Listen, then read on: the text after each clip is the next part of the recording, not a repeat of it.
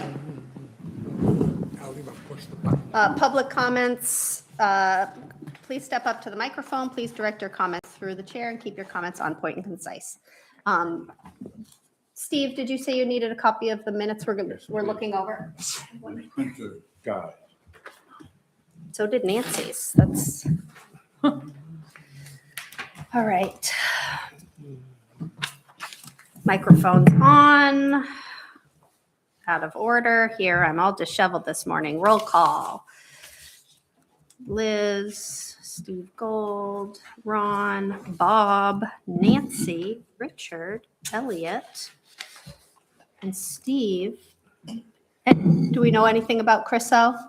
I haven't seen that he's not on Zoom, so. He's not on Zoom. Okay. Okay, we'll hope he comes here. So let's see, we're confirming voting members for this meeting. It would be all the regular members. That would mean we don't need an alternate, correct? When we have all our members, okay. Meeting minutes assignment for today.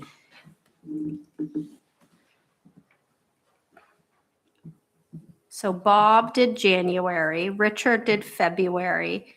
I'm working on. We skipped Nancy because she wasn't here last week. So I should have gone through and seen who's done them and who hasn't recently.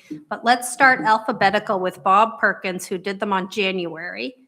Richard, who did them in February. So Nancy, could you prepare minutes today? Sure. And then we'll go to Elliot next time for April. We'll try to go in order, and if somebody is absent, we'll skip back to them and try to stay in alphabetical from there. Okay.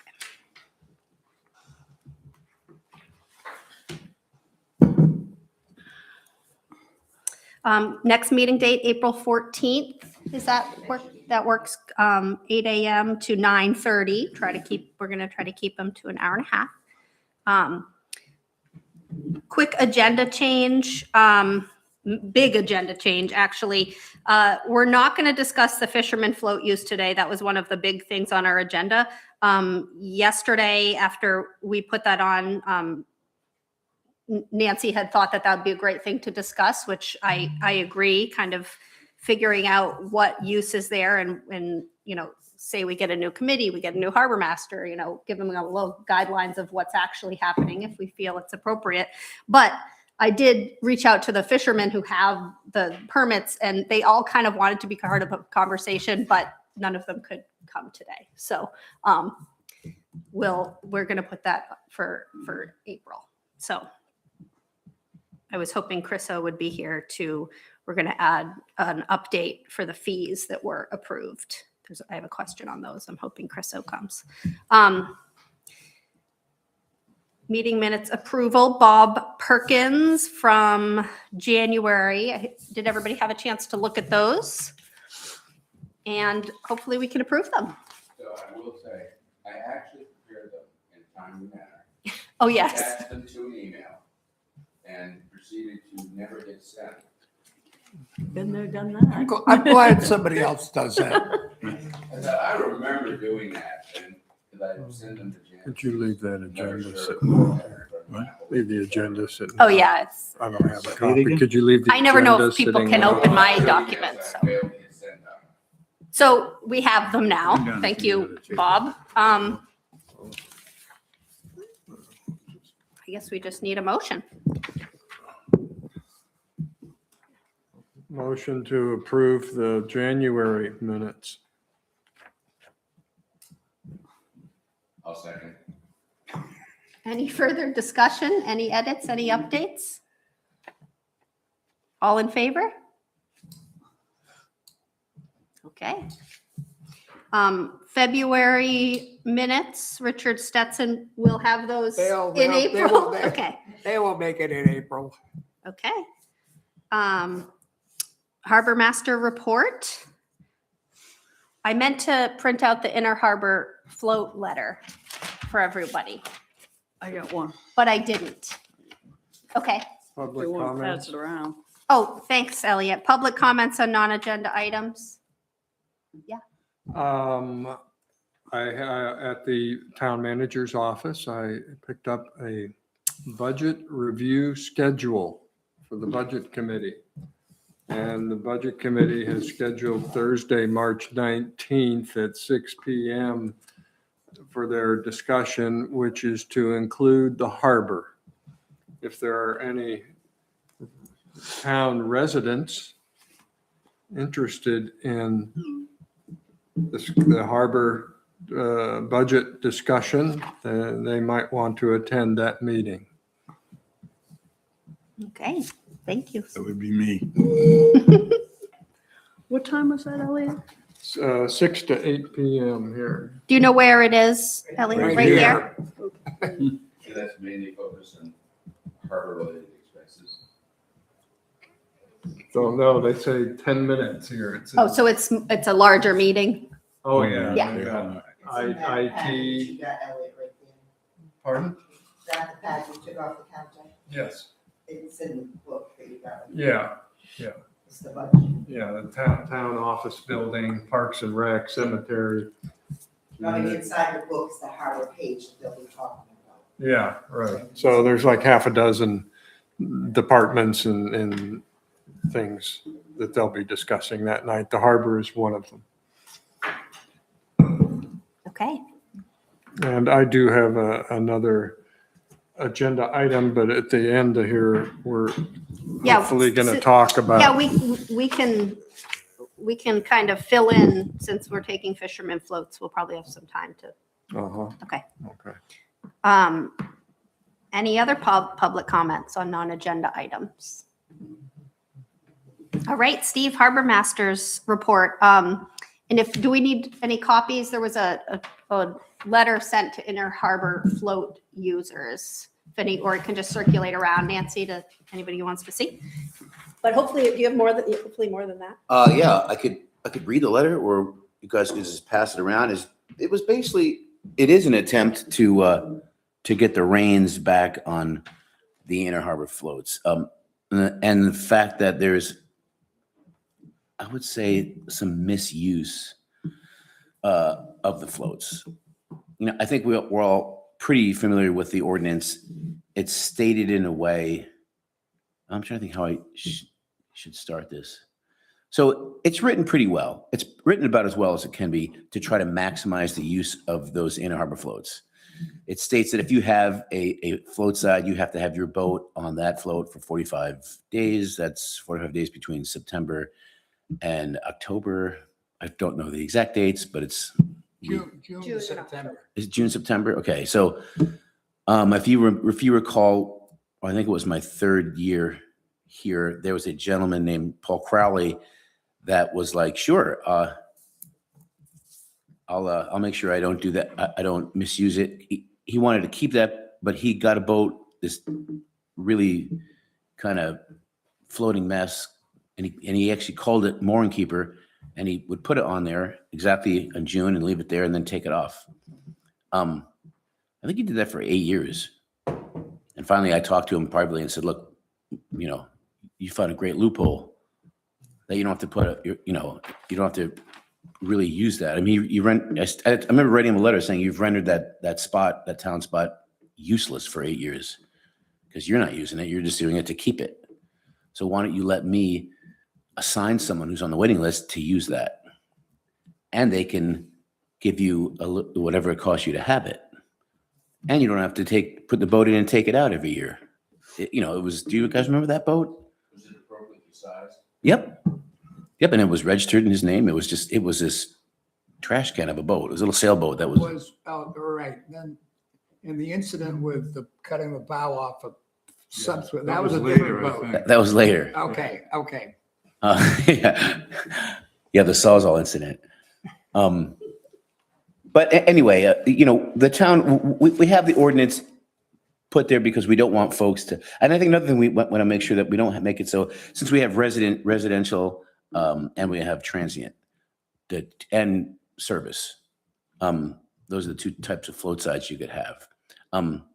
If you're transient, and if you meet the requirements for a booking agent, as far as the ordinance is concerned, you can rent this out When John Doe Public is leaves to go cruising for 2 weeks, you can say, hey, to either Lyman Morris or to the yacht club, hey, we're leaving for 2 weeks. So why don't you try to go ahead and rent our spot out? And they can share in the, get a little money back for having that permit site. I think the problem is that folks are, are not telling me. It's supposed to go through the harbor master, all of these things, just so the town knows what's going on. And that's kind of, I've been lax because I've been trusting people, and I think some folks are taking advantage of that. So this letter basically is saying we're going to start paying attention a lot more, and myself and my staff are going to be looking to make sure your boat is on your inner harbor float.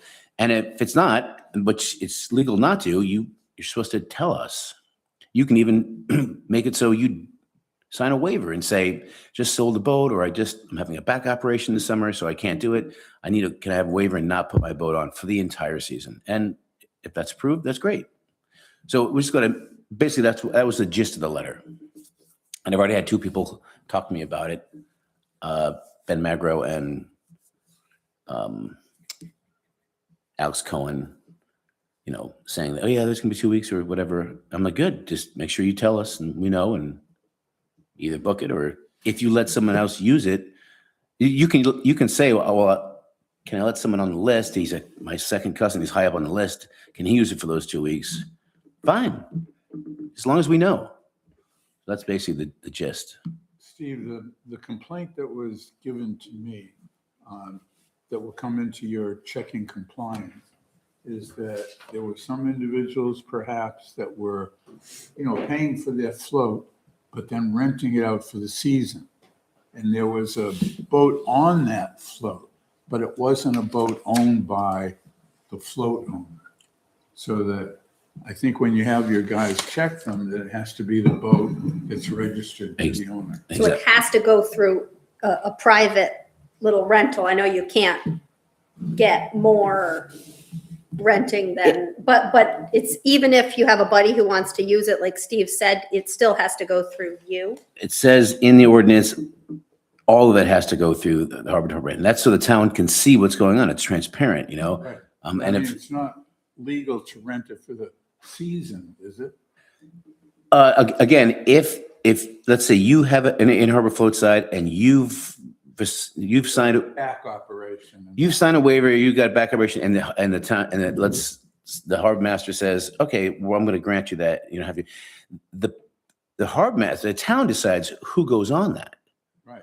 and it should be someone technically that's high up on the waiting list that's been waiting for a. Okay, that's what I was. Yeah. that was my So next if I question. find out that someone's on it and they're not on the waiting list, now again, obviously you've got booking agents that are coming in. Someone's going, hey, I need a float for 2 weeks, and they can rent that. The booking agent doesn't have to put someone, because it could be an overnight person from New Jersey that's coming in for 4 nights.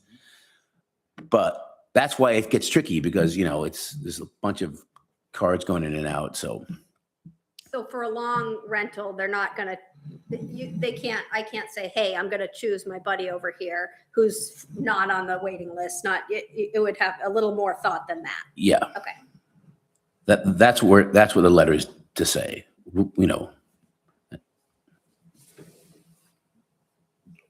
Steve, what's the date of the letter? Last week? Yeah, went out last week. Went out right when I got back from getting stuck in Miami. Ron, what's the date on that letter, please? Oh, it was recent. That's why I asked. Yeah, it was just it just came in the past few days. Yeah. Actually, I have another question, and that is, came up briefly a couple of meetings ago.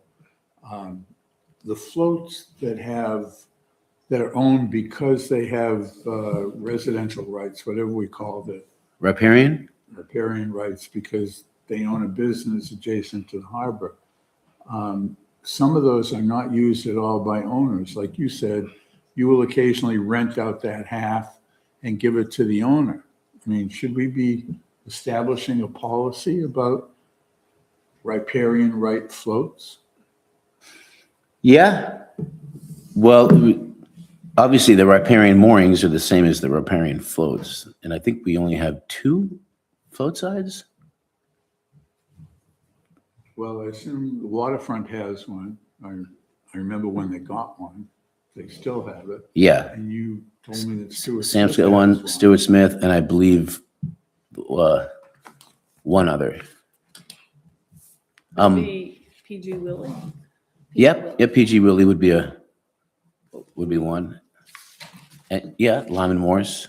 No, we rent PG Willie. Oh, but you have a float side that's Yeah. not an entire float. And yacht club has one. So, and again,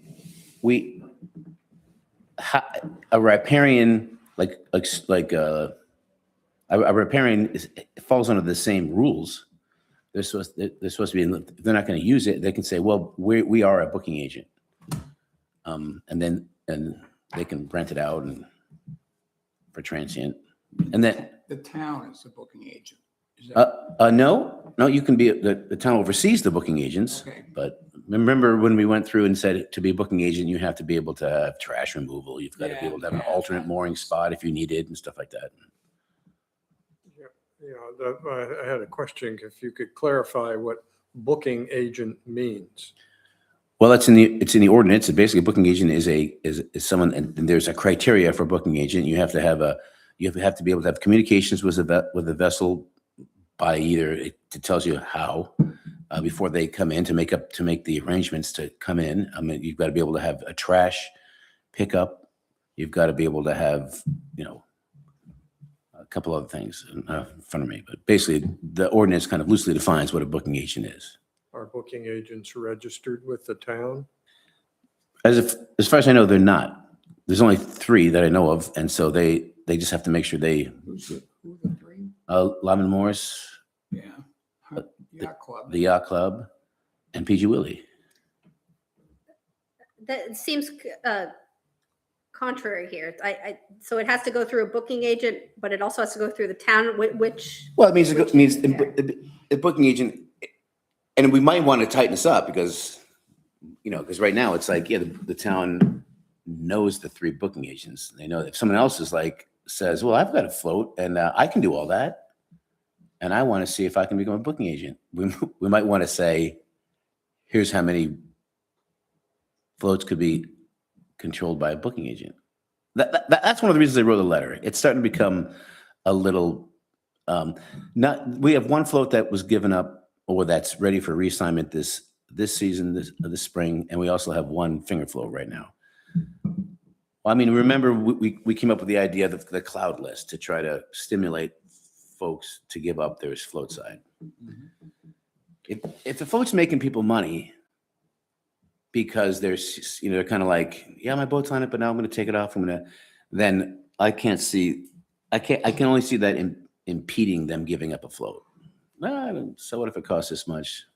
So that's why the letter went out, and that's why we're going to have to try to figure out how to get the reins back on this.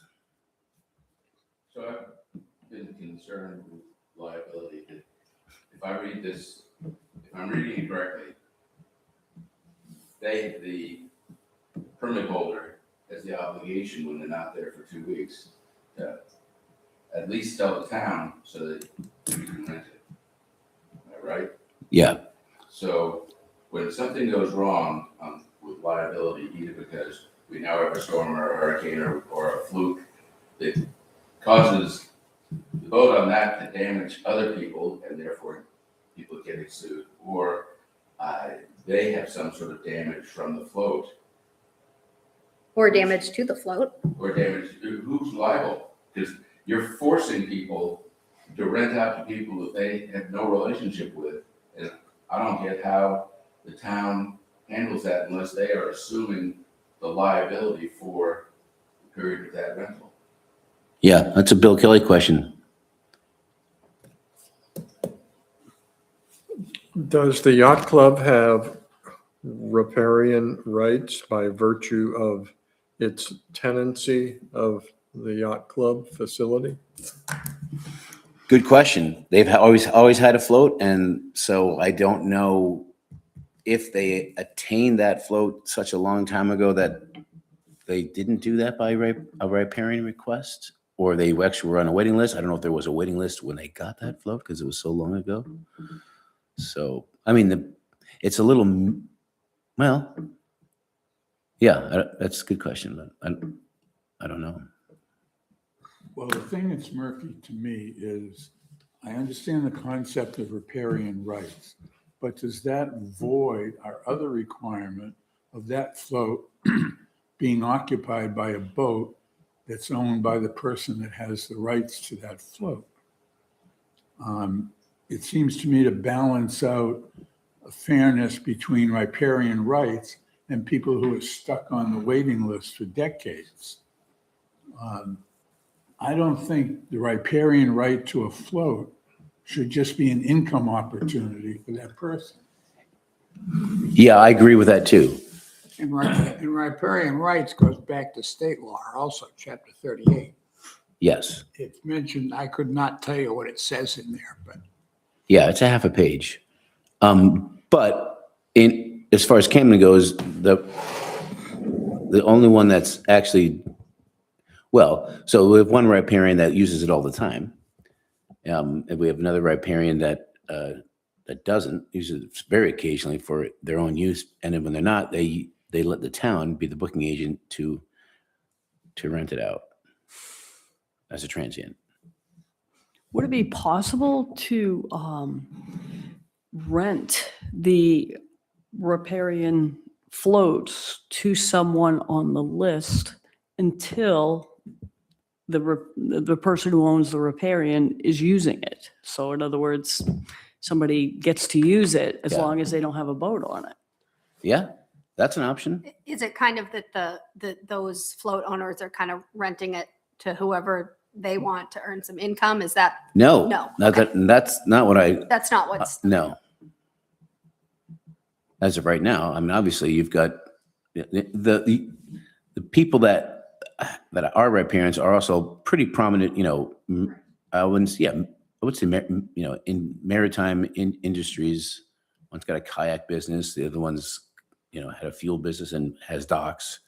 So they've always kind of melded in with the way this whole creature has evolved.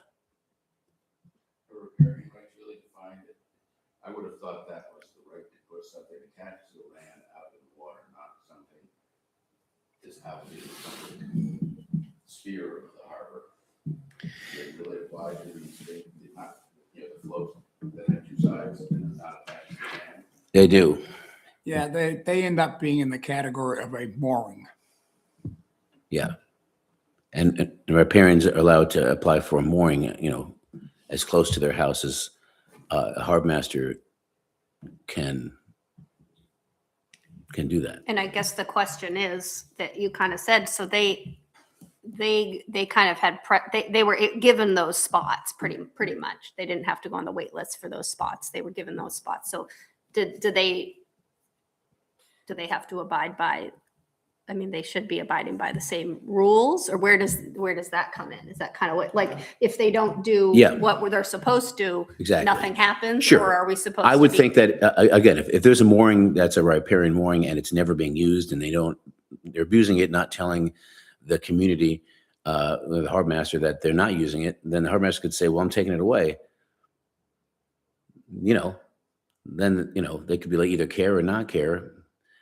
They could care and then say, well, I want to apply as a riparian to get a mooring again. And they then jump to the top of the list. And by state law, the harbor master has to, if at all possible, grant them a mooring. So what have the issues been mostly? People privately renting their finger floats out, or has it been no boats on the floats? For the inner harbor floats, remember, I call the ones that are in the middle that you need to get a boat to. Those are inner harbor floats. And then the finger floats are the ones that you can walk to, the small boat marina. And they were just correct you because you said finger floats. And so that. Oh, sorry, I meant inner harbor, That's the okay. floating ones. That's inner okay. harbor. That's why I mentioned it, just so we don't have any confusion. So yeah, inner harbor floats, I think the big idea for me is that you do see a float that's empty a lot, and obviously if it's April or May or June 1st, it's like everything's getting going, the machine's getting going. And through July and August, if you see a float that's not getting used, you start to get irked because you're like, that's, well, Lyman Morse would love it if that person told them, or the yacht club would love it, or I would love it, because then I could go to the waiting list for 3 people that said, well, if no one's not going to use their float for a while, I'd love to use it. And I have their name down saying, okay, well, right now, no one signed a waiver saying, I'm not going to use my inner harbor float. No, the one that did, I already reassigned it to someone that was pretty high on the list. We do that early in the season to make sure things are getting used. And so when someone doesn't do that, it's a pet peeve of mine.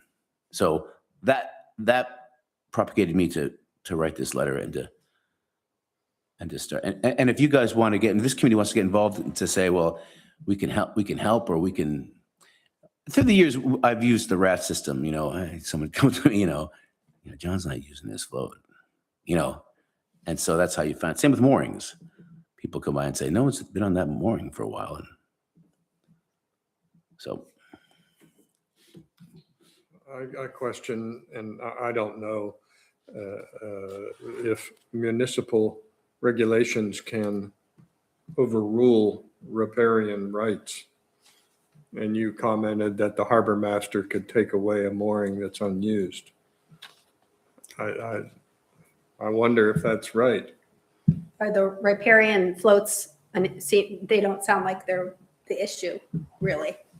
We're kind of talking hypothetically. Correct. Okay. Correct. If you want to move this conversation to something like that, that's fine. But again, I don't see that as misuse being a problem with the Ann Arbor floats. They're being used. I think the liability issue is interesting because, Nancy, we share a float. Do we still share a float? Yeah. Yeah, we share a float. And that is interesting, Bob, to be said. We're always on our float, but if we weren't, say, oh, well, you have to rent it out and then somebody damages it. That is an interesting thought. Well, I think Bill Kelly should be asked before there's a problem, whether this is a good idea, because you're now going to enforce it more and have more people theoretically on there temporarily. And I can think of, my beautiful boat that the town rented me this spot got chafed because, Right. it's good enough for me, but that doesn't make it good enough for commercial rental use to strangers who aren't familiar with the corner that's not Right. very. Right. And the beautiful boat. And then but then there's the other side then of there's the crummy float. That Right, there's a person who we're- comes in and Right. either because they're a jerk or because they're unfamiliar with the float, something happens and, And that's where we put our is boat it on all worth the the time. town? If Bill's answer is, yeah, you're the town's a rental agent. If there's a problem, they're looking at us, not the float owner, then you might want to think about whether this is such a great idea. And maybe the other thing is, have you had any complaints that you put me on that piece of crap float and I wasn't worth what I paid for it? Do we get any complaints about these Right. floats Sometimes from they're full rentals? of gull poop. You never, you never know. Yeah, I've never Never. we've only had one float during a storm break free. That inspector's no longer here. And there was no damage, luckily. Yeah, and I thought the break free is unlikely because you're probably, in that storm, you're probably already telling people to get out of there. But it's more of the unfamiliar user comes in and things happen. Yeah, for sure. Usually before a storm, we go out and we're like, who tied that up? Like, we put extra lines on it and stuff like that. Elliot? You mentioned, is your float that you talked about, is that private? Yes. And is that insured? The float itself. Well, when The you get an boats on you it have to, we kind of lease the spot yearly, but the actual physical float we have to buy. It's So- not insured. The boats that are on it are. Right. Yeah. But without this conversation, we would assume we lease the spot and we're putting our boat on it and we own that piece of float. So if your float broke free, there were no boats on it, let's say, broke free, crashed around the harbor, Is that an inspection? where would there be Yeah, I don't know. liability? Yeah, obviously, if the lines break free from if there's an accident, the company's going to come in and they're going to start, saying, why did it break free? If there was a gross negligence on the people that were renting that float, and the float broke free, and then it would go down to who inspected it last, and what does the inspection papers look like, and stuff like that. Doesn't the town have safeguards for that? I Yeah. mean, we have to prove that the floats have been inspected when we register every year. But on the inspections for the floats as opposed to moorings, do they have to inspect the buffering around it and the cleats, everything, or are they really just looking at the moorings that it attaches to? They're looking at the chains, the bridles, the staples, the blocks that actually hold the float in place. I mean, usually it's come to the fact that the inspectors have either built that float or they're aware of it. Would seem to me just a simple liability form for any boat that's going on a harbor float. They just sign off on it. Yeah, I can Booking mention, agent can have that. I can mention as that well to as the Bill town. Kelly next time I see him, once I have a meeting with him.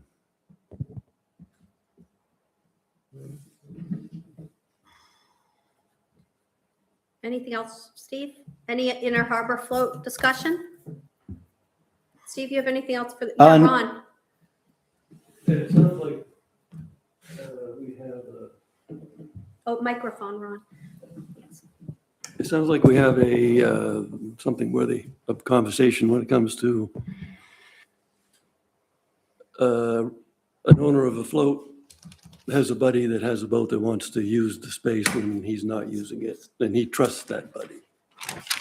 They're good friends, and he knows he's not going to get sued, as opposed to the requirement, I think is what you're saying, is that the float gets rented to the first person that's on the waiting list for an inner harbor float.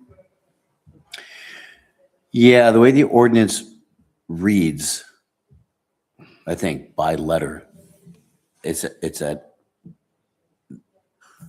when something is available that's not being used, then they should go basically from top down, from the waiting list. I told this committee about 20 years ago that I'm not going to go like verbatim, but if someone's high on the list, like this person, there's a buddy who wants to let his buddy or his cousin use the float, and they're pretty high up on the list, and he knows them, feels comfortable with them, then I'm fine with that, letting that person. You know what I'm saying? I'm not going to say, well, he can't do it because there's 8 people ahead of him that have been on the. No, that's the point. I mean, it's unwieldy for you to have to call everybody that's starting with number Right. one on Correct. the list Correct. until you find somebody who wants one. It's bad enough that you have to go through that process. Yeah. with moorings and with floats and with finger floats. I mean, Yeah. yeah. I basically say, as long as you're on the list and you didn't get on yesterday, if you've been on the list a couple of years and if the person who's actually has that piece of property, that either mooring or float side, they know you and comfortable, then I let that.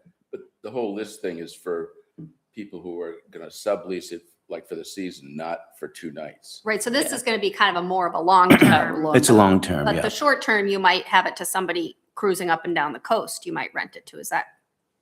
Again, if you're only going to not use your thing for 3 days and you've got a friend coming in, as long as you tell the harbor master, hey, look, they're not even on the list, but I'm going to let them use it. Go ahead. That's different. Almost like a double responsibility. If someone's not going to use it for a season and you go to someone on the wait list, theoretically, anyone who's on the wait list has a mooring. So now you have an empty mooring. And that's exactly what happens. And then that person comes to me and says, well, no, I'm not using my mooring. And I put that in the pool. And then someone else says, oh, yeah, I need a mooring. And then they talk it over and they use that mooring for the season. It's a good thing you have time for it. Sounds like a lot of work. Well, that's basically just an app that I have. And I also have it on a piece of paper. It's just, I have it down saying moorings that aren't being used and folks that need moorings. And I just match them up as soon as I get it.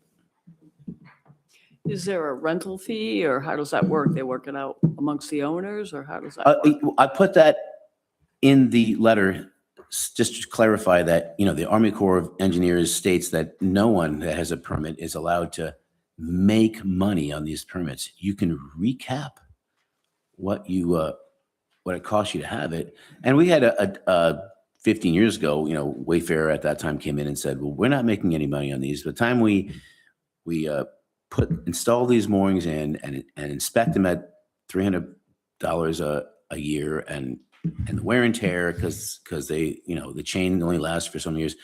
If you amortize it, we're basically breaking even because they showed an average. So, because the committee I remember they called Wayfair out and said, well, we're going to make sure you're not making money on these. And they basically, to this committee's, agreement, said they're not. I've only taken away one mooring, I think, since I've been two. But I think 4 years ago, a gentleman came to me and said, oh, I was wondering if you had a mooring because the one I'm renting is just, I can't afford it. I'm like, well, what mooring are you renting? And it was some guy that had gotten a mooring 4 years ago and never told the town that he wasn't going to use it. And he was renting it to this other guy. I don't know how they fell into each other's laps, but, he was renting it for a lot of money. And for 2 years he had done that. So I said, do you have proof that you paid that? He's like, yeah. And so I read a letter to this gentleman saying, I'm taking your mooring away. And here's why. He couldn't say anything. So, I think education is one thing, making sure people who have moorings and float sites realize that, yeah, usually if someone comes to me and says, well, how much can I rent it for? Or if someone's coming to my office and I'm like, yeah, call John Doe. He's not using his mooring for a 40-foot boat. Go ahead and call him up. And, if he does rent it to you, tell me so I can, scratch it off and have your name and emergency number.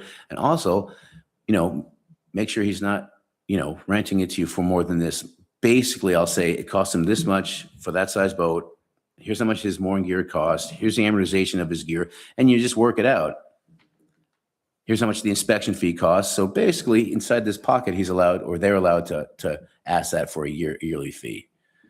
If it's 2 times that, I need to know. If it's a little more, by a couple dollars, I don't care.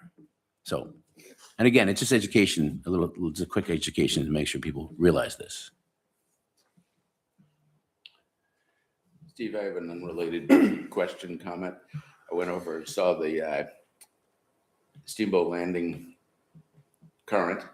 And I'm wondering, have we had any serious storms this winter? Because it looked great.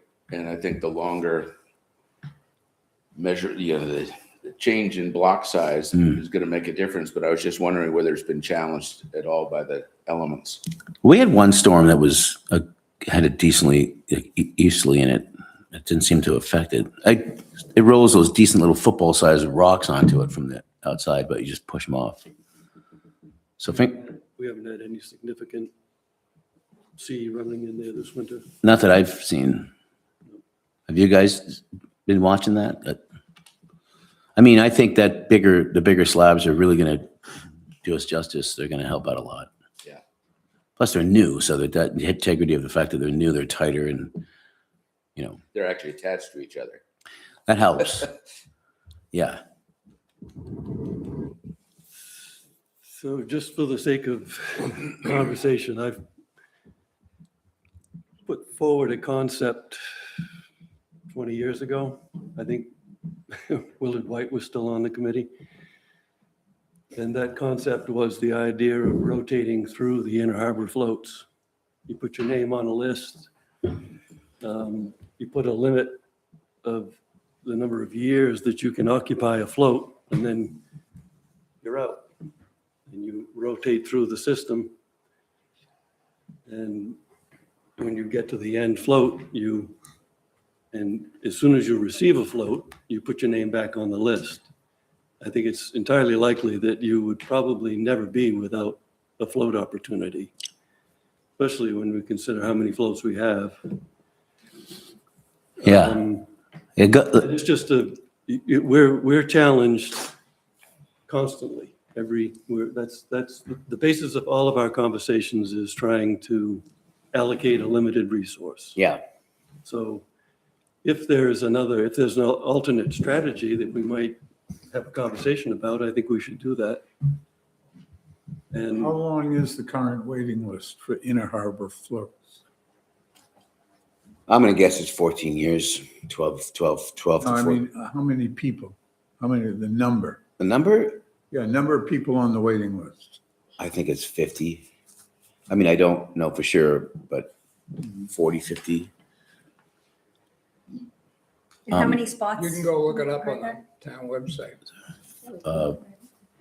And what sort of openings per year? I think on average you get 2 float sides a year that come available. 42. On the list. You know, there's 42 floats.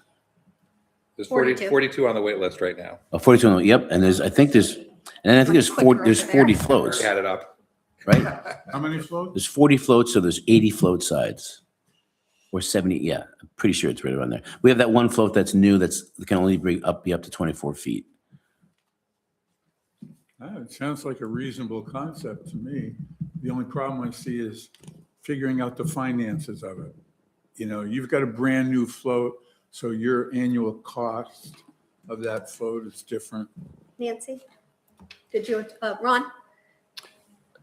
part of the thought process, as I thought it through myself, was that the town should own the floats. So that, and because it always comes back to Bob's point that the liability question. Municipalities have limits on liability. That's some help. But, and in the case of a boat breaking loose, it seems likely that there might be a lawsuit involved and I don't know, you can tell me about it, but they're going to sue perhaps more than one person. It could be that they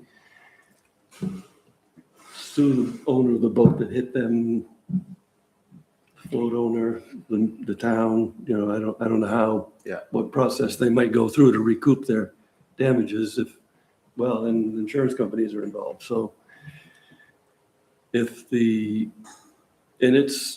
should be a point of, it's always been a point of conversation. I mean, this liability question has been hanging out there for the last 50 years that I'm aware of.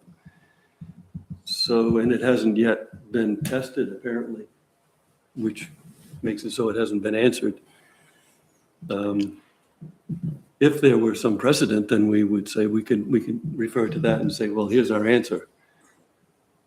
But we don't have that. So if the town attorney says, yeah, if the town's going to act as the agent, then the town's taking on the responsibility for the liability of the circumstance. Yeah, And if that's the case, then, okay, well then why don't we just own the floats? Yeah. It doesn't change the liability. We're gonna assume the liability for any boat that's on a float that isn't owned by the town. Yeah, I always thought it was interesting that we're leasing the spot, but buying the gear. Yeah, Elliot? What justifies applying that model to Inner Harbor floats and not to finger floats and moorings? well, finger floats already is that. The town owns all that gear and No, inspects I'm it. talking about the Determinability. rotation. Nothing. I have a problem with the general concept, and I don't know how much we want to get into this morning with other things, but I buy a boat because I've got the mooring or the float.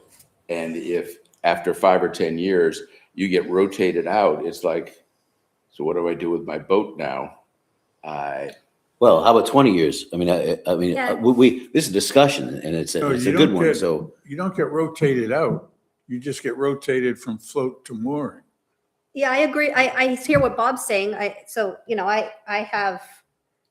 I'm on an Inner Harbor wait list because our mooring is not far from me, not far from my dad, but an Inner Harbor float is a little easier for my mother to get onto a float and then onto a boat. So like then Right. she gets put out on a mooring that she can't get into her boat, which seems illogical, but she's almost 80 years old. It's a little tricky for, so there's a lot, there's a more Yeah, to, I think it's an interesting idea, but I agree with that thought too, Bob, that you've kind of put in your time and you're waiting for Yeah, that spot. Yeah.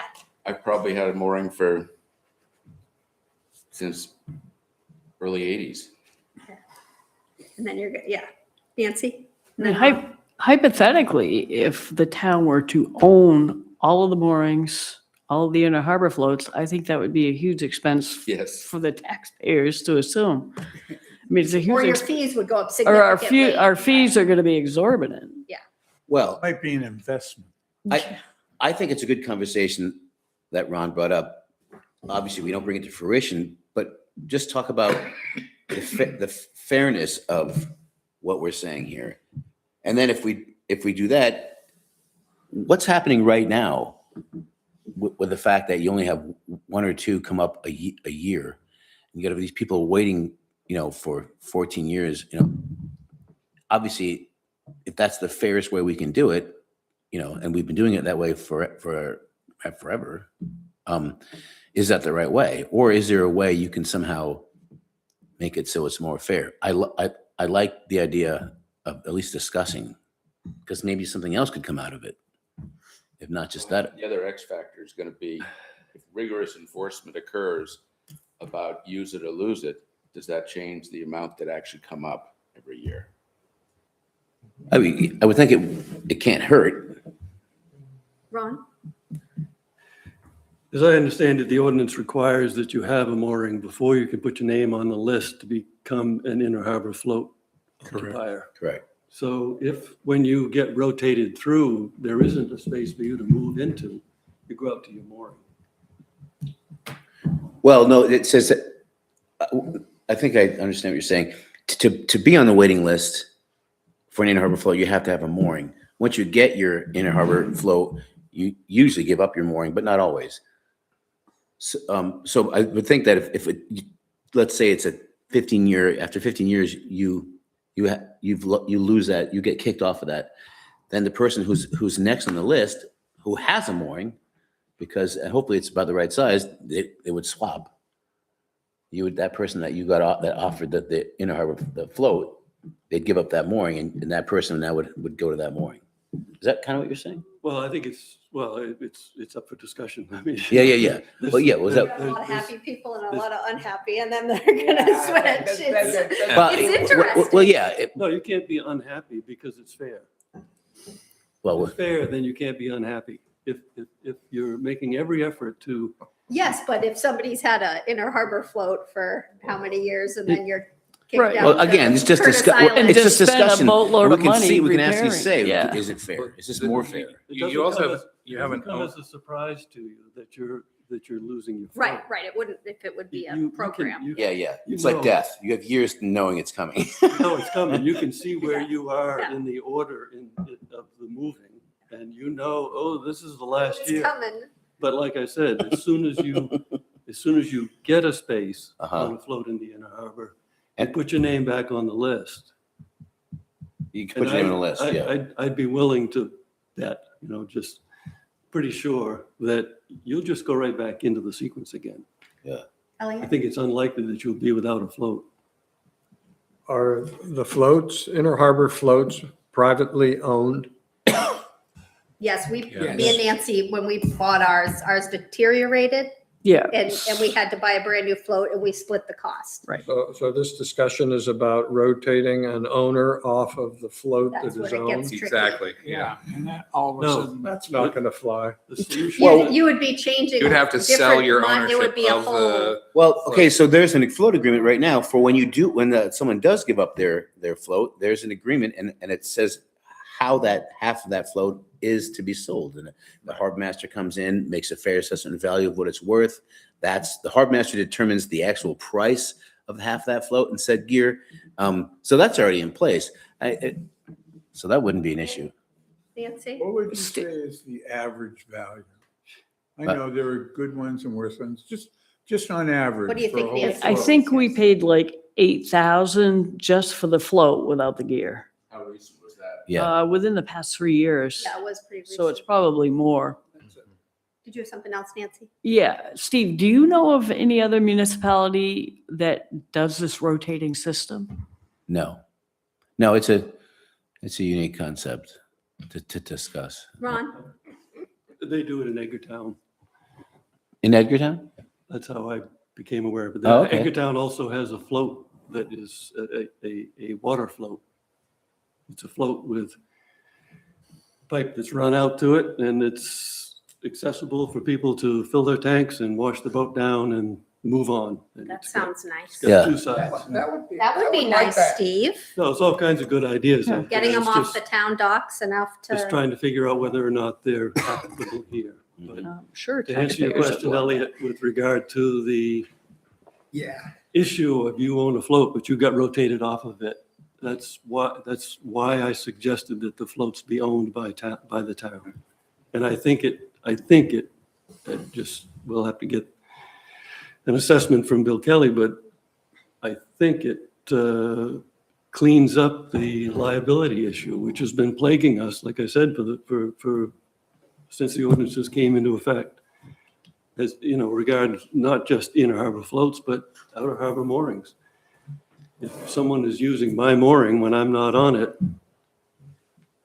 and it was designated by the town, is the town liable or am I liable when they chafe through my pennant because they don't understand how to make their boat off without destroying my pennant? Well, I mean, this happens, and we've had boats go ashore that chafe through their pennants. That's not a hypothetical. We've seen it happen fairly often, actually, over the years. all right. Anybody have anything else on that? Great. Thanks for the idea, Ron. We'll definitely have to, It's not new, like I said. well, it's new for I- today. I It's new suggested this, here. I suggested this when Willard White was on this committee, and however long ago that was. I think when you have a resource that's limited and it's a highly coveted resource, which these inner harbor float sides are, it's advantageous to bring stuff like that up and once in a while and talk about it. Because any idea to try to provoke for folks that aren't really using it to maximize the use of that it gets me excited. The washdown station got me excited and that came up. It wouldn't be that hard to do, That would would it? be pretty cool. It would not be hard to do. Yeah, let's talk about that. Just a piece of 1-inch black pipe that goes Yeah. in seasonally. Yeah, just winterize it when you have to. Take it out, coil it up. Or not, I mean, go from the town dock to a very close float, Mhm. pull it up every year. That's how they do it. That's how, there's numerous. It's boats. true. You could just take Liz's float and make it the water float. That sounds She amazing. wants it. That sounds amazing, Bob. Yeah, that's actually not a bad idea because a boat like yours is going to be off most of the day. It's gonna be off most of the day. You No, come no, to no, our no. float, you wash down your boat, Mhm. and then we Maybe a come little, and wash maybe a little down. fee to make it worth your while. Need a fee as long as I get to wash down mine at the end of the day. And I don't have the sailboats looking at me, waiting for me to be done. As long as it's the harbor master's responsibility to keep that float clear of bird poop. So one more Yeah, point. The ordinance states that the town can buy a float when it comes available. So Mhm. so we're not going to be taking floats through eminent domain. We're not going to demand you have to sell us your float. That probably won't fly. I don't know. Who knows? That hasn't been tested either, That's a but. full employment act for lawyers. Yeah. So, but I mean, if the town is at liberty to buy a float, well, then as soon as someone says, I'm done with my side of the float, you say, okay, well, we're going to take over half of the maintenance of that float. Eventually, you'll end up with town-owned floats. Yeah. It was Eventually. maybe 2015 is when that was when that was adopted. I remember who on the committee brought that up as an idea, and then we put it, and then, because I think it was 2015 or 2014, well, that was changed into the ordinance that the town, that verbiage, the town may buy a float when it comes up. Well, Richard, if the waiting list is now a decade and a half, It's not that far right. out of the loop that in eventually, maybe it will take 20 years for the town to get possession of all of the floats in the Inner Harbor.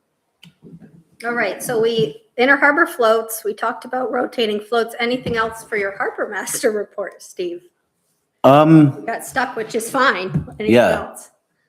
Well, we've had some issues with the fisherman hoist, 2 different issues, but they're fixed. We had a homeless person take up lodging in the men's side of the restroom in the back room last week. So, Is that in your job description? you know, it's just, yeah, it falls inside the wheelhouse. I mean, basically the Parks and Recs kind of took over that, but obviously we're there. So during the summer, we always work in conjunction with Parks and Rec, and if there's an issue or whatever, my crew will fix it. But Parks and Recs actually has someone cleaning it on whatever, 2 times a day. So, but yeah. What else? I think that's it. I have the same crew coming back, same 3 people that'll be, working as, part-time pump out boat operator deputies. So should be a smooth season. Turnover right now, I think is about normal for moorings, so this should be good. But I could take questions if anyone has them on different subjects. Is there actually I have 2 questions. First off, is there a fee for non-commercial fishermen to use the lift? I mean, yes and no. If it's not going to take a long time, if someone's like, oh, they chime it early in the morning. I think there's no fee that's actually like written, like. Okay. The second Yeah, question is. yeah, we'll talk about that next meeting, and I know one of the Scott brothers wanted to be here, and he was saying, that should be used for stepping mast, and as kind of people do use it, so we can talk about that too. My second question is was there a definitive change between the fees that we recommended for moorings, floats? We're gonna get to that too. Oh. We're gonna put it after after we're done. Okay. Yeah, because I have it printed here. I have questions for Chris. What we recommended versus what was approved. Yeah, Yeah. I have that on my list. Yeah, that's it. We can talk about that right now. Let's do that right now since it's not actually on there. So the fee updates that were approved Yeah. at Select board meeting. select board meeting. And I printed them off, and I don't think there was much that was significantly different. It looked like everything was, To my knowledge, it's basically what you guys had. it's what with That's- Steve's mysterious guidance. No, but everything was we approved it within, last week. everything was within a couple dollars, it looked like, fairly similar. They did approve the over 20 horsepower charge, it looks like. That didn't get, I don't even think that was discussed. That makes me a little concerned that they didn't look at our recommendations and just added inflation to these, but that I don't know. What else? Yeah, everything just went up $5-10, it seems. And then there's one note here under the benches for that Harbor Committee needs to review. But Steve, did you have more on? Were you just wondering what was Well, I was approved? just wondering what. Yeah, happened. I can show them to you. Liz, are these posted at the They website? were, I got them from the packet for the select Yeah, I mean, the board whole- meeting. Fire fee schedule was in the So it's- last board packet. The last packet. This is what we recommended in pencil, and this is what they approved. It's not that different, and everything else, we hadn't, it wasn't in our recommendation. I think they just went up a little So bit. they actually dropped the windjammer fees.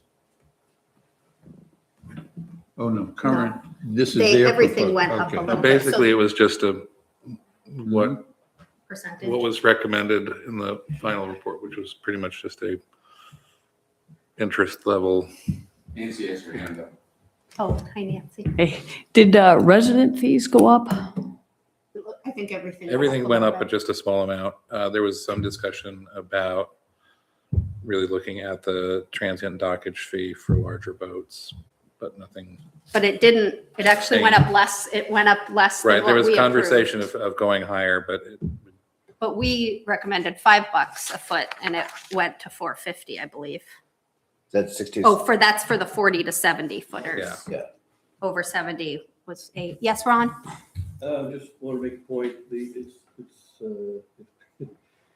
if rates were based on supply and demand, it would be hard pressed to raise the windjammer rates because we have an empty windjammer space available.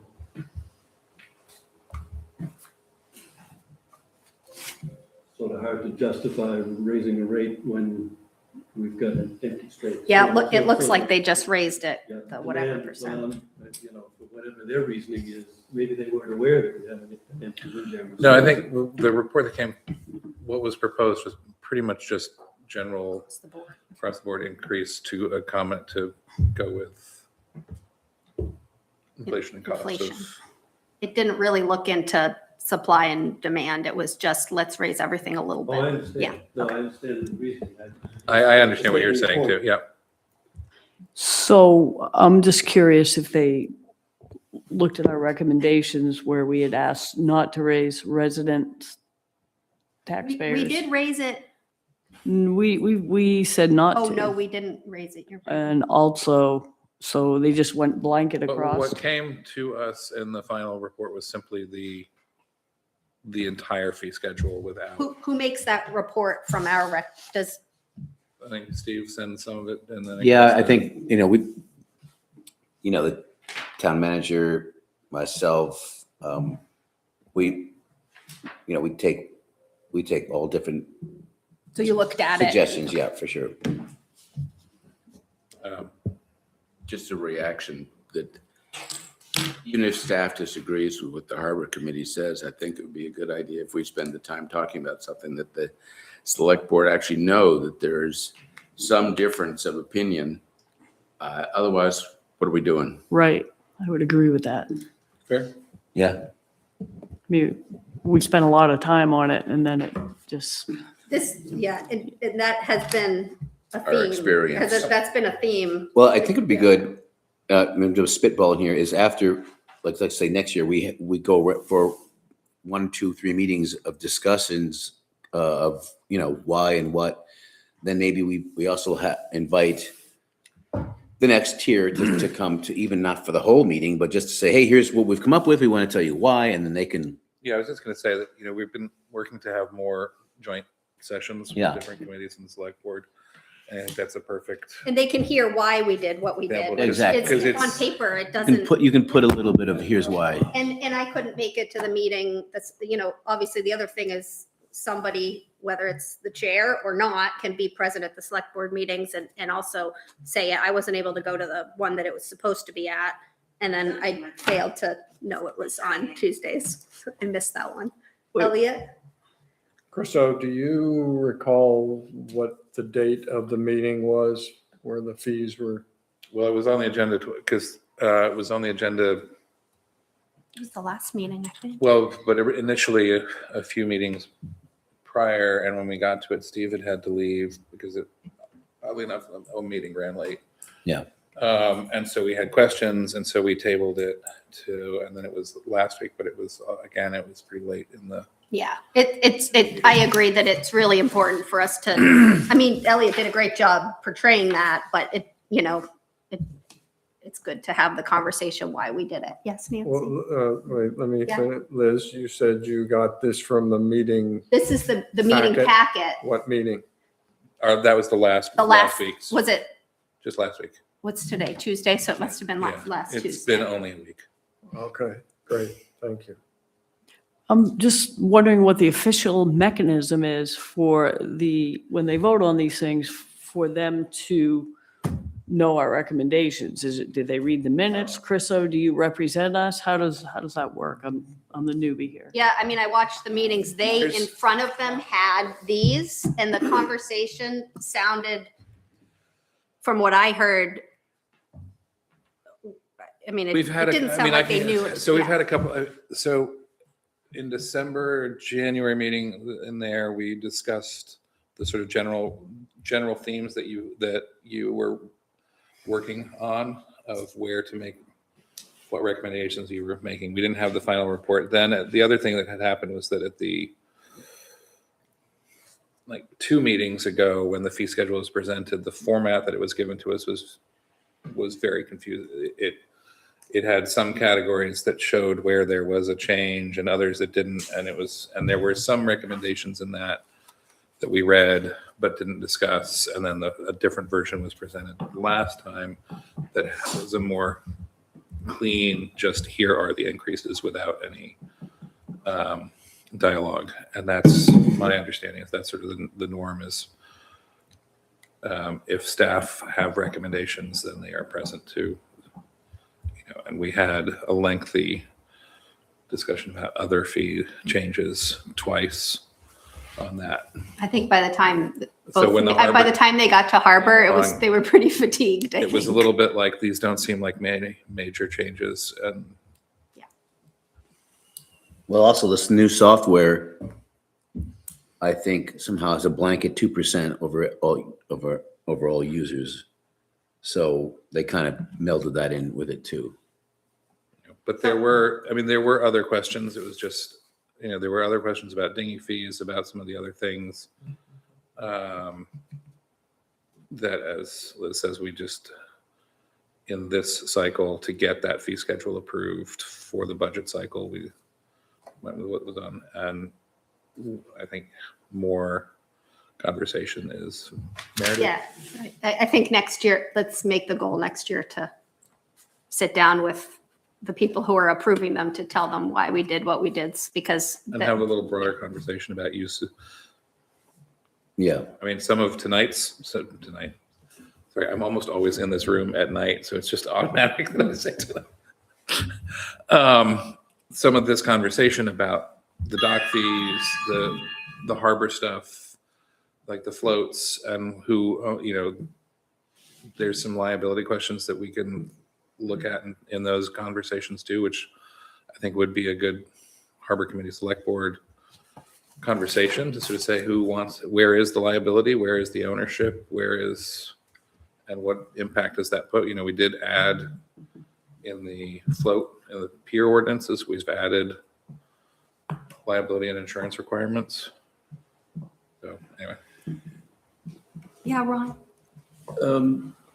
Seems like the position of the committees is these committees have people on them who have familiarity with the category that they're the committee of. I mean, in theory, we have insights about the harbor that select board members might not have. And so we bring to them our concerns based on our experience and based on our observations, which they don't have access to.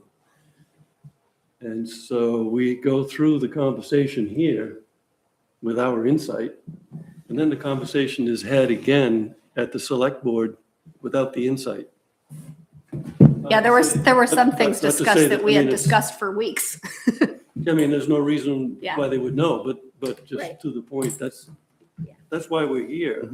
Is to- Like, is to bring either the. We have to the- portray that to the them a element- little The bit. element of historically, this is what we have done, or historically, this isn't working, or observations based on pressure in terms of the allocation of the limited resource.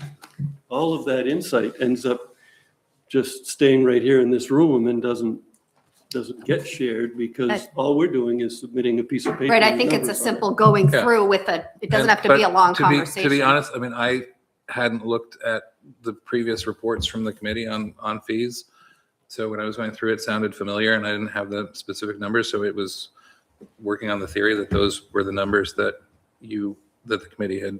Yeah, I think it's just Recommend going it. through once we have our ducks in a row, sitting down and saying, this is why we did it. And it shouldn't take long once we've But had my the point is, conversation. like, I don't think we were sort of looking at it going, oh, this isn't what this isn't what the Harbor Committee said. When I was looking through it, it all looked in the ballpark of what you guys had discussed. And so to me, it was like, I think this is what the committee's recommendations were. So it felt like, so there may be a few things that aren't exactly what.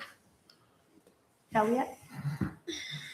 I speculate that the harbor fees and many other town fees are set unilaterally by the town manager.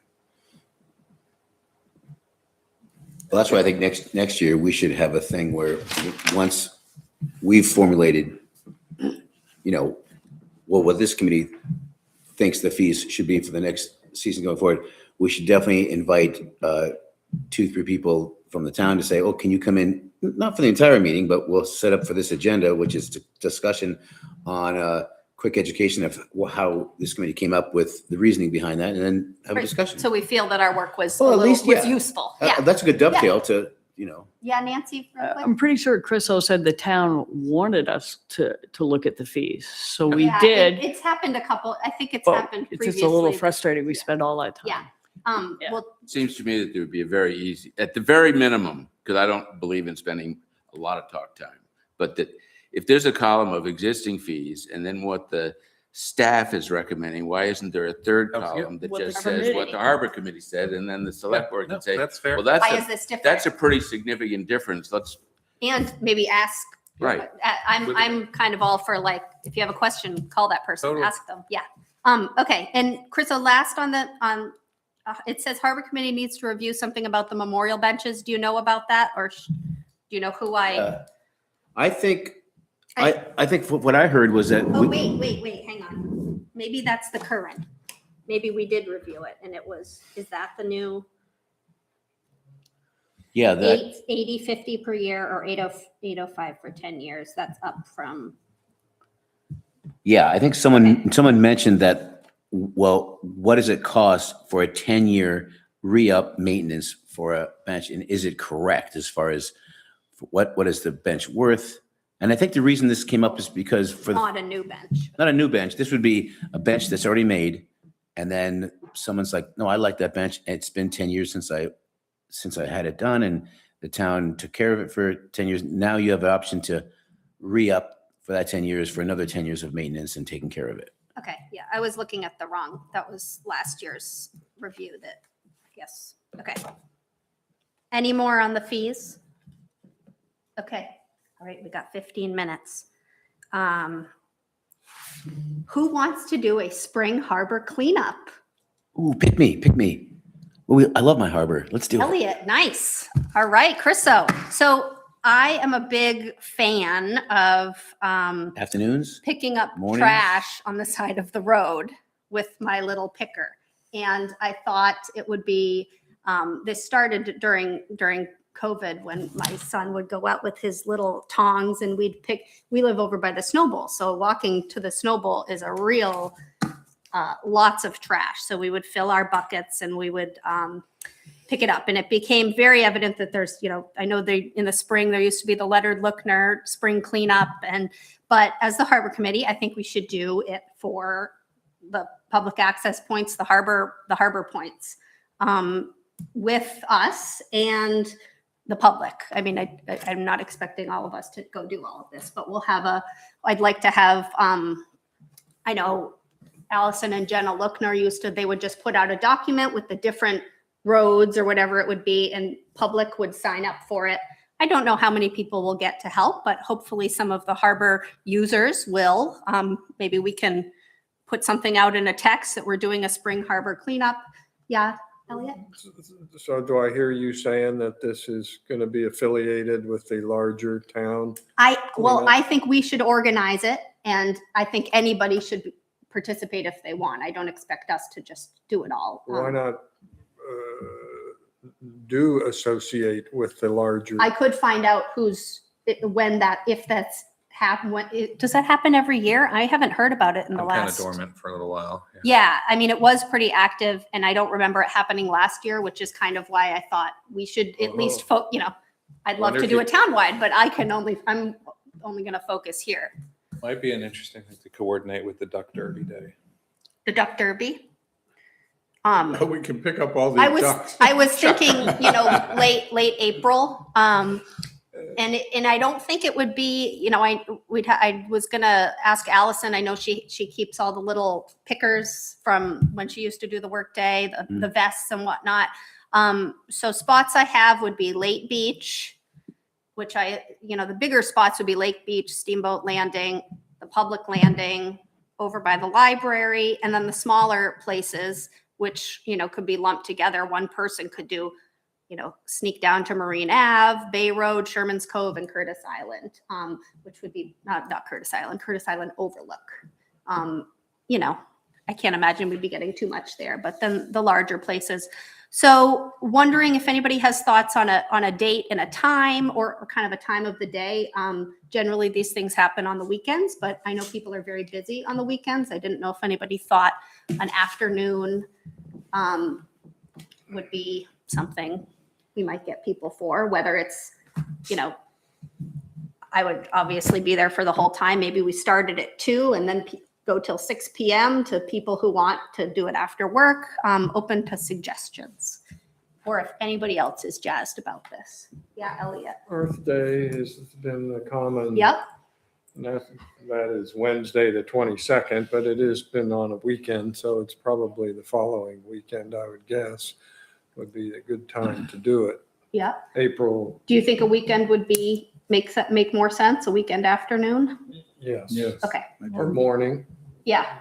Saturday morning. Okay. So that'd be the Wednesday. I guess it that'd could, be if people Saturday, have the conflicts, that's 25th. fine, because it's not a huge, I don't think it's a huge project, so. I can't imagine the areas that you're stipulating. You get enough volunteers, it'd be like 2 hours. over. Yeah, I don't think it's going to be a big deal. I think it would be nice for us to kind of organize it and get it cleaned up before people start seeing our harbor. Did you have something, Chrisel? No, I think that sounds great. I think I know a couple communities have been doing spring cleanup days that they sort of do a little bit flexible, almost honor system with the schedule. Sort of, hey, this is Yeah. when we're all trying, but we will have, and just like, hey, we'll be available to collect your trash if you go down on Friday afternoon instead of Saturday morning. Yeah, I think I also like that too, but I think maybe it's such a small, Right, but it's like you give a targeted, hey, we're doing this on if you can't make it Saturday morning and you want to go. or put a caveat, like if you want to clean up your street instead, reach out for supplies or something. And then I can find out, it would be good to find out if the town-wide cleanup will be happening. What about a rain date? Rain date, sounds good. Yeah. Shoot for Saturday and. Saturday, the fall back 25th? sick. Oh, wait, that's a school vacation. Say when that was. How about, Saturday's a vacation? well, the week is the vacation. I don't know if that matters to anybody. It doesn't really matter to me, but we could do that after Earth Day. Saturday, April 25th, Uh-huh. 10 to noon. Yeah. Even if we just get a handful of people, I think we can get it done. And Say the 22nd, is this gonna be Earth Day? Earth Day is the Wednesday and we'll do it the Saturday after. Oh, okay. All right. And I would imagine if they're doing the It's- yeah, town-wide. That always used to be right around Earth Day as well. Right. Okay. I'll have my daughter make up a little flyer. She likes doing those. What is it, Canva? That you know all about that, Crystal. Like nepotism. So Only if she's getting paid. does anybody have any other spots that I'm missing? My cellar. Yeah. I've always thought that when we did a cleanup at People Place on a Saturday when we all needed to be cleaning up our own yards. And I Yes. thought we should all sign up for a day for everybody to come to all of our houses. I think that's most of the public access. I think that's pretty good. If anybody thinks of anything else, let me know. I'll get some supplies. We'll get a little advertising out there for people to join us. And I'm not sure we even need a spreadsheet. I think we can meet and send people to different places. So, great. Liz, I have a question for you. A while back, there was controversy that one of the access points, I think over in Sherman's Cove, that the abutters were sort of encroaching and attempting to prevent access. Do we know the current status? of We that? don't, but we can, that was on somebody's list of things to talk about. So maybe we can talk about that next month so that Dig up plans, before yeah. our cleanup. Okay. I think So you're talking about Marine Ave, Sherman's Cove or Marine Ave? I think it was Sherman's Cove. on wasn't it? Sherman Point Road.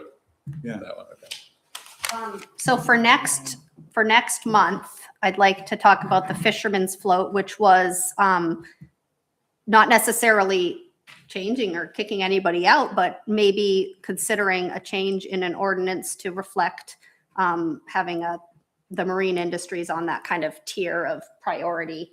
And then we can update on Sherman's Cove. I'll see who can give us an update on that.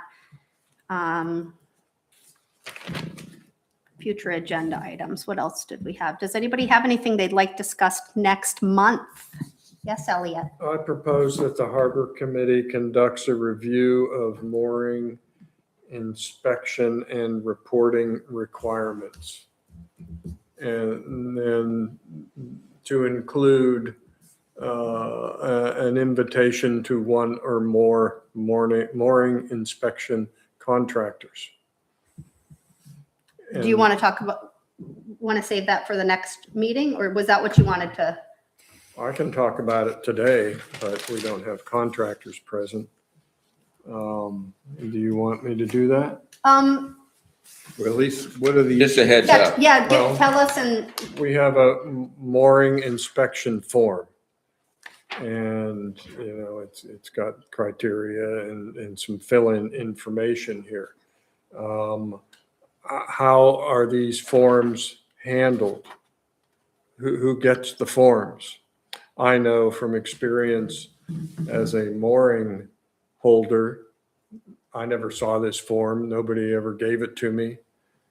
And I think that the mooring holders should see this every year. They're paying. mail, I think I've got that. I think I get one mailed to me. Yeah. Your And that's a good- inspector Provide you with this? And it's a good topic because now with the new software, it's going to be all digital. Well, also, So it'd be that much easier to get it to you. is it the Scott brothers, which would like to be at the meeting next month? Well, yeah, and Toby Winkelhofer might want to be, So- Dallas Fields.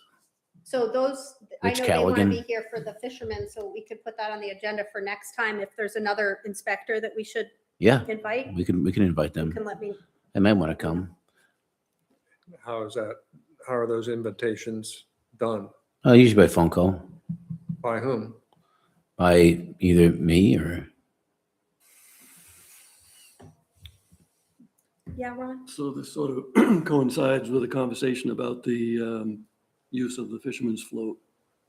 Or I guess- fisherman's dock. So if they're going to be, I'm just suggesting that I think they all have permits for the use of the fisherman's. Right, so that kind of does, so they're inspecting the moorings using the fisherman float. If we're going to impose And- on them to be here, then maybe we should talk about both those things. at the Right, same that's what, time. yeah, I think we should, Mhm. save it and just Mhm. make sure if there's somebody who doesn't have a fisherman's permit that's also an inspector, I wouldn't have reached out to them because I just did the fisherman, so. That's a good use of their time, we can, so.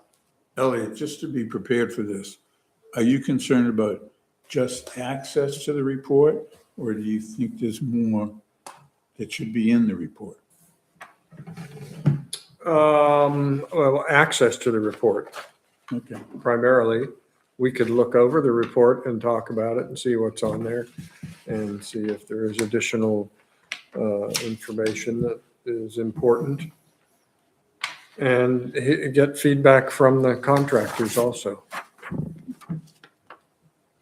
Elliot, would you send me a little blurb through email about your thoughts on that so I can just, Yes. okay, perfect. I guess perhaps what this doesn't say is, like, I often don't find out until I get my bill that they replace something. Now, that's between you and the person you've hired I to inspect understand you. that, but if we are somehow standing in judgment of the quality of the work and harbor, then maybe it should just be in the report, replace such and such. I think that when I've gotten it, it was, I could be wrong, but a two-step process. You get something that says bottom chain should be replaced. And then when that's achieved, they've notified the town, we replaced it, and you get that. Sometimes. With a bill. I'm not sure I've ever gotten one that was just, this was replaced, or We get the quick, bill. a quick text to Dom, this needs to be, I don't, Yeah, but that'll be a good question to ask them. What's the process? They get down Yeah. there, something needs to be replaced, they're already down there, what do they do? Yeah, exactly. yeah, because I remember I think it was Liz, when she was an inspector, she was like, well, I've got all these, they've got all their paperwork in, but, 8 of them have failed. So it's really, so this person can't use their mooring, and is that mooring holder, have they been notified, and how? Like usually if they get a notification from the town saying, yeah, it looks like your thing has failed, then they call the inspector, I'm sure has said, hey, can you, we're getting into the minutia of this, but inspectors will call up people and say, I got to replace your top chain for this much money. And that person's in, Buenos Aires. And so they don't get back to them, whatever. And so they're not going to do it until they get the okay from the person. So if the town says, yeah, your mooring failed, then all of a sudden their phone rings. Can you replace that? Yeah, we sent you a letter 3 weeks ago. Thanks for getting back to me. So that's something we could talk about, that process to help. Again, that's a private sector, but we could help Well, expedite we it. talk so much about liability that, a lot of times it comes down to an inspector will say, I think you should replace this. And the owner may say, well, let's let it go one more year, and it fails. It's something we could get into for sure.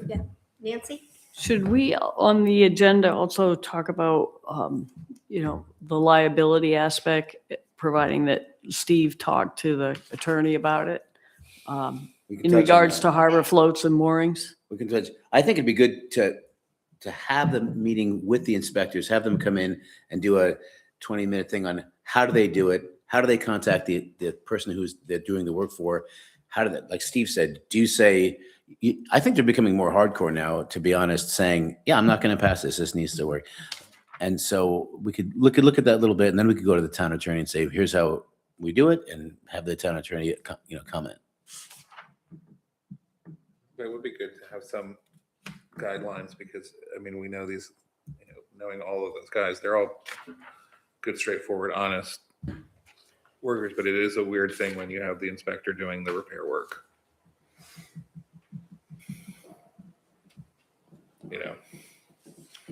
Means kind of like, yeah, you need this, and they want it. They want. Like they're the ones, saying so if the town had some provisions of, these are the when chain gets to a minimum. We already have that. That's what they go by. That's their Bible. They have a minimum. They have a gauge, and they'll go down and they'll either dive down or they'll lift it up and say, that looks pretty bad. They'll put a gauge on it and say, oh, that's below. And they say that didn't pass. And so they put a new one on. Does that standard vary for the size of boat that's on the mooring? Well, the town will say, here's the minimum requirement. You need a 1/2-inch chain. And usually if they can take the links, and the links can, you buy a chain, it can't pass, between itself. Once it can, that means that's enough. And that's when they say, that should be replaced. Where are those requirements? That's Appendix A. Yeah, appendix something. Appendix A, mooring requirements in the ordinance. So between now and April, Steve, we'll have to we'll get those mooring requirements and we'll meet about the inspectors and stuff. Yeah, See what we yeah, can you do. and I can have tea or Okay. something. Great. Yeah. And set that up and make sure I've called, remind me that Yeah. I've invited them. So that sounds good. I feel great about having you guys help me figure out what we're doing next month. And also, Steve, maybe check into having a waiver if somebody has somebody else on their harbor float. Right, we Oh, that discussed was that. possible from the attorney. From the We'll attorney, talk yeah. to them. Right. Yeah, I have a list that Yeah. I'll talk to Steve. We Okay. can try to get some information for Yeah, next month. Anything else? When do those inspections typically begin? I would imagine April 1st, they're already doing stuff. April. Mhm. They're right around there. They changes depending what else is on their schedule. knowing that's got to be in by a certain date, so they know they've got to get going. Right, Anybody else? Going once, Going going twice. twice, meeting adjourned at 9:31. Yeah, You get 9:31. Nancy went over the 9:30 mark. All right, thank you guys. Thank All you. right.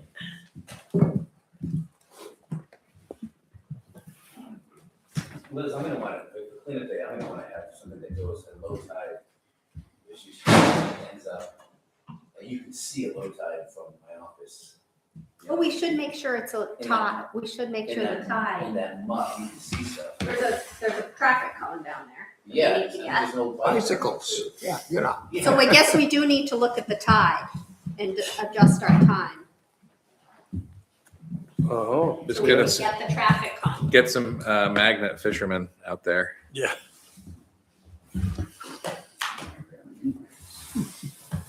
As long as we don't find bodies. Magnets shouldn't pick up a lot, Right, well, you know, but every time we're putting in the floats at Rockport, I was thinking, how many 1/4-inch sockets are down there? probably a lot. Because every year we drop at least Oh, yes. There's plenty of tools on the bottom. Local tide, Used to be. local tides here. Let's see. Yeah. That's it. April. I think it was under, I forget what they called it. Right. Just sort of something.